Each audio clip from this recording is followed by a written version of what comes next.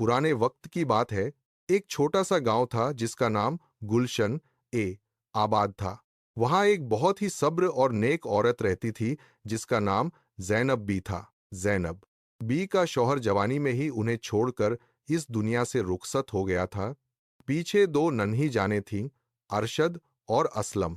वह जमाना बड़ा सख्त था। जैनब बी ने लोगों के घरों में काम किया, मिट्टी गूंथी और गर्मी की तपिश में खेतों में मजदूरी की ताकि अपने बेटों को एक अच्छी जिंदगी दे सके। वो अक्सर कहती, बेटा, हलाल की रोटी में बरकत होती है, चाहे वो थोड़ी ही क्यों ना हो। वक्त गुजरता गया और अरशद और असलम जवान हो गए। जैनब बी ने अपनी दिन रात की कमाई से दोनों की शादियां कर दी। अरशद की शादी नसरीन से हुई और असलम की साइमा से।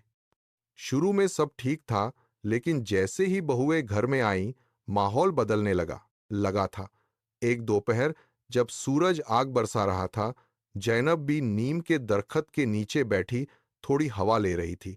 उसने नसरीन से कहा, बेटी, थोड़ा ठंडा पानी पिला दे, गला खुश्क हो रहा है। नसरीन ने बर्तन पटकते हुए कहा, अम्मा, हाथ पांव सलामत हैं आपके, खुद उठकर पी लें। मैं कोई आपकी नौकर नहीं हूं जो हर वक्त पीछे फिरूं। जैनब बी का दिल दुख से भर गया। वह खामोशी से उठी और कांपते हाथों से पानी पिया। एक दिन अरशद और असलम के बीच बहस शुरू हो गई। वजह कोई जमीन या पैसा नहीं, बल्कि वह मां थी जिसने उन्हें पाला था।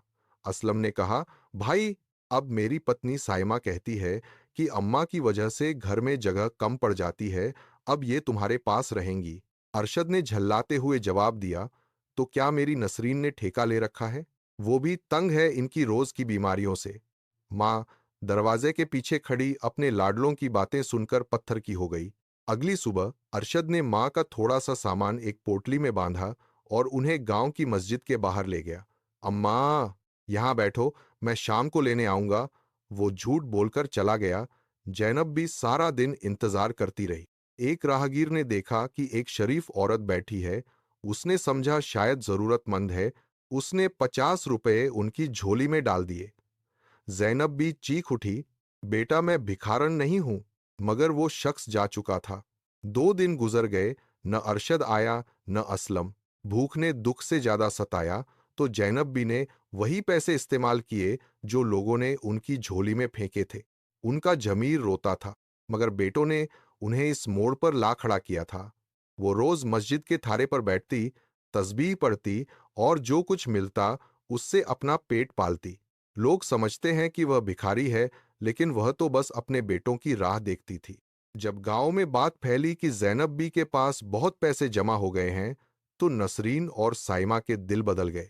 नसरीन ने अरशद से कहा, तुम्हारी मां तो वहां खजाना जमा कर रही है, जाओ उन्हें घर ले आओ ताकि वो पैसे हमारे काम आए। इधर साइमा ने असलम को उकसाया। दोनों भाई जो मां को बोझ समझते थे, अब पैसा समझकर लेने पहुंच गए।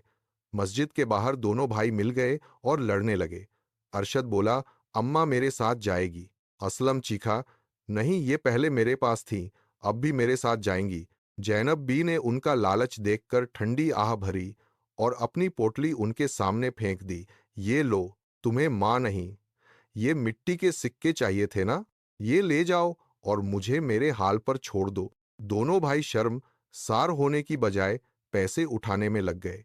सर्दियों की एक रात जैनब बी को तेज बुखार हो गया। वह असलम के घर के बाहर एक कच्चे कमरे में पड़ी थी। उसने पानी मांगा, मगर साइमा ने दरवाजा बंद कर लिया। हर वक्त तंग करती रहती है, सोने भी नहीं देती। साइमा ने बद्दुआ दी। जैनब बी ने तपते बुखार में अल्लाह से दुआ की, या रब, अगर मैं वाकई बोझ हूं तो मुझे उठा ले, मगर मेरे बेटों को हिदायत दे दे। अगली रात जैनब बी की हालत और बिगड़ गई। उनकी तस्बीह के दाने उनके हाथों से गिरने लगे। उन्होंने अरशद और असलम का नाम लिया। शायद वो उन्हें आखिरी बार देखना चाहती थीं, मगर दोनों भाई अपने कमरों में सुकून से सो रहे थे। सुबह की अजान हुई तो जैनब बी का सांस उखड़ने लगा। उन्होंने कलमा पढ़ा और उनकी रूह इस दुनिया ए फसनिया से परवाज कर गई। सुबह जब साइमा ने रोटी देने के लिए दरवाजा खोला, तो देखा कि अम्मा बिल्कुल सख्त हो चुकी हैं। वो चीख उठी। अरशद और असलम दौड़े आए। माँ का चेहरा चांद की तरह चमक रहा था, मगर उनके जिस्म में जान नहीं थी। अरशद ने माँ के पांव पकड़ लिए। अम्मा, उठो, मैं अब तुम्हें कभी तंग नहीं करूंगा। मगर मिट्टी बोलती नहीं है। जैनब बी का जनाजा जब उठा तो पूरा गांव रो रहा था। हर एक की जुबान पर उनकी सखावत और सब्र के किस्से थे। मौलवी साहब ने कहा, आज एक माँ नहीं, सस्ते पैसों के लिए जन्नत बेच दी थी। माँ के जनाजे के बाद घर वीरान हो गया। नसरीन और साइमा में रोज झगड़े होने लगे। बरकत घर से ऐसी रूठी कि अरशद की नौकरी चली गई और असलम का कारोबार डूब गया। उन्हें हर वक्त माँ का वो रुला देने वाला चेहरा याद आता। वह घर जो माँ की वजह से घर था, अब एक कब्रिस्तान जैसा लगने लगा था। एक रात अरशद ने ख्वाब में देखा कि माँ एक हसीन बाग में है।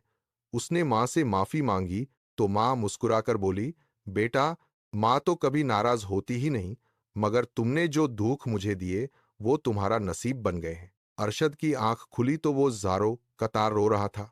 उसने असलम को जगाया और दोनों माँ की कब्र पर गए। वक्त ने सबका सिखा दिया था। अरशद और असलम अब हर रोज मस्जिद के बाहर गरीबों को खाना खिलाते हैं, मगर उनके दिलों का सुकून जा चुका था। मैं जानता था कि दुनिया की हर चीज मिल सकती है, लेकिन माँ की ठंडी छांव और उसकी सच्ची दुआ कभी वापस नहीं आती। यह उन लोगों के लिए नसीहत थी जो माँ बाप को बोझ समझते हैं। यह कहानी एक सब्र और मनलूम माँ जैनब बी की है, जो अपनी पूरी जिंदगी अपने दो बेटों अरशद और असलम के लिए कुर्बान कर देती है। शौहर के इंतजाल के बाद वो मेहनत मजदूरी करके उन्हें पालती है और हमेशा हलाल रिच और अच्छी तालीम की नसीहत करती रहती है। वक्त गुजरता है, दोनों बेटे जवान होकर शादी कर लेते हैं, मगर उनकी जिंदगी में आने वाली बहुएं घर का माहौल बदल देती हैं। धीरे धीरे वही माँ जो कभी रहमत होती है, बेटे अपनी माँ की इज्जत और अहमियत भूलकर उसे एक दूसरे पर डालने लगते हैं। यहाँ तक कि एक दिन उसे मस्जिद के बाहर छोड़ देते हैं। वहां लोग उसे भिखारन समझकर पैसे देते हैं और मजबूरी में वो उन पैसों से अपना पेट पालती है। जब बेटों को पता चलता है कि माँ के पास पैसे हैं, तो वो लालच में उसे वापस लेने आते हैं, मगर माँ उन्हें पैसे देकर खुद तन्हा रहना पसंद करती है।